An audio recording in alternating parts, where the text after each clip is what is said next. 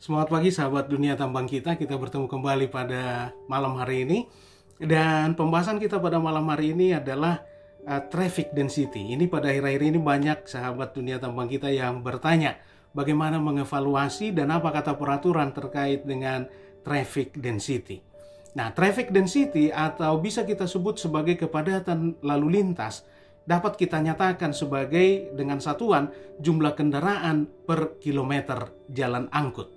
Sehingga untuk menghitung traffic density ada 3 variabel yang harus kita ketahui.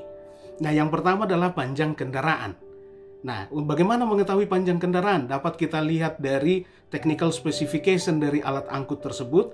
Nah, tentunya alat angkut yang berbeda, apalagi merek yang berbeda, bisa berbeda panjangnya.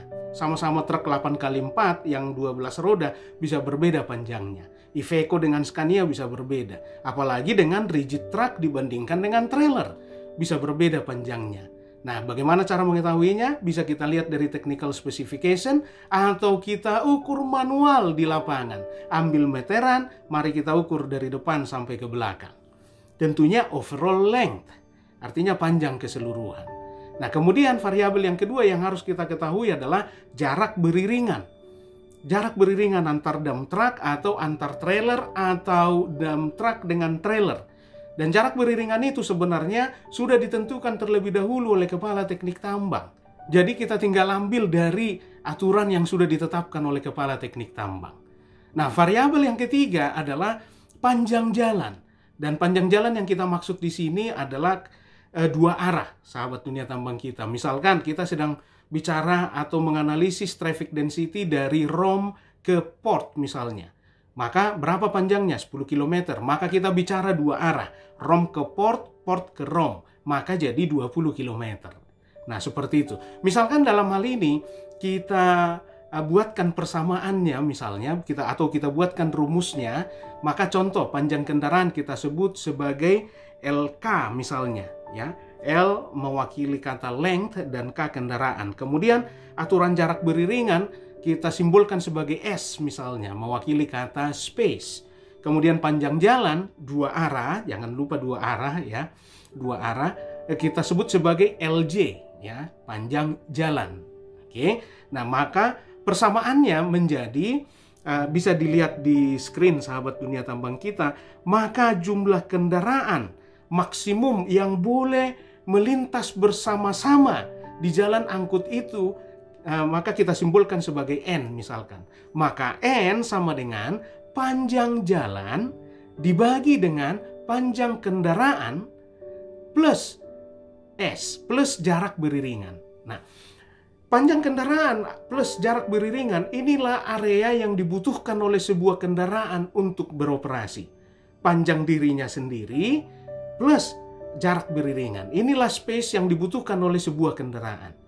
Maka sebenarnya jumlah kendaraan maksimum yang boleh melintas bersama-sama di jalan, maka N sama dengan panjang jalan dibagi space yang dibutuhkan oleh satu unit alat angkut, yaitu panjang alat angkut LK plus S. Maka persamaan tadi bisa kita nyatakan sebagai N sama dengan LJ, panjang jalan 2 arah, dibagi dengan penjumlahan panjang kendaraan dengan space atau jarak beriringan.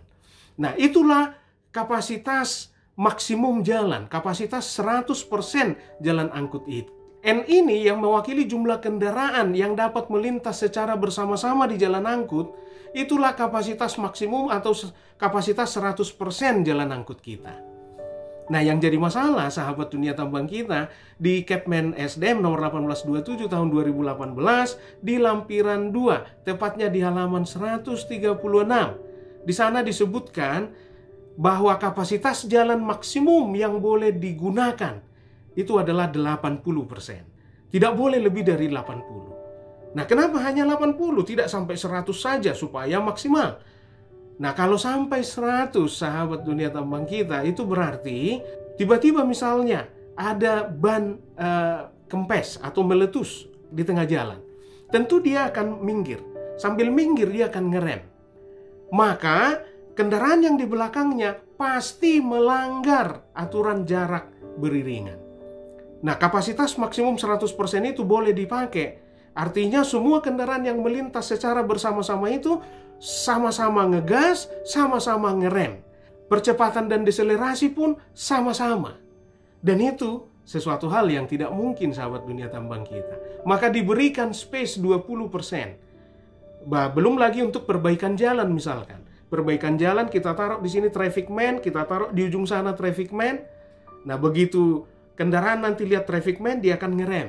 Otomatis aturan jarak beriringan sudah dilanggar. Nah, seperti itu sahabat dunia tambang kita. Jadi hanya 80% yang bisa digunakan. Maka persamaan N sama dengan LJ dibagi LK plus S tadi, maka akan berubah menjadi N sama dengan 0,8 dikali LJ dibagi LK plus S. Jadi seperti itu persamaannya sahabat dunia tambang kita. Misalkan kita ambil contoh. Kita menggunakan dump truck yang panjang truknya itu 10 meter.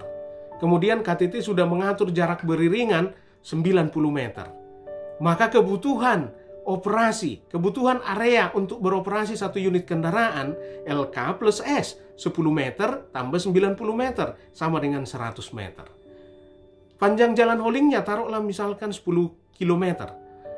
Pulang pergi 2 arah berarti 20 km. 20 km itu sama dengan 20.000 meter.